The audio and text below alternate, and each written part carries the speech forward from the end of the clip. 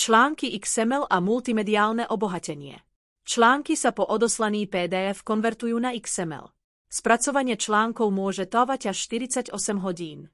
Nastavenia pre konverziu XML môžete vykonať v časti e-paper, elektronický papier, PDF, brand settings, nastavenia značky, posunutím sa na nastavenia XML.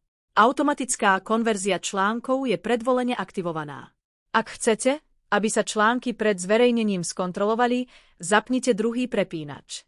Ak sa má výstup publikovať aj bez konverzie XML, aktivujte tretí prepínač. XMLizácia článkov prebieha v časti e-noviny, PDF, vydania. XMLizácia je dokončená, keď sú 3 čísla na zelenej ploche rovnaké a nie 0. Ak je táto plocha sivá, je potrebné aktivovať vydanie v nastaveniach vydania. Ak chcete bezplatne zobraziť obsah vydania, prejdite myšou na príslušnú titulnú stranu a kliknite na Preview, náhľad. Následne je možné vykonať opravy v časti Upraviť XML.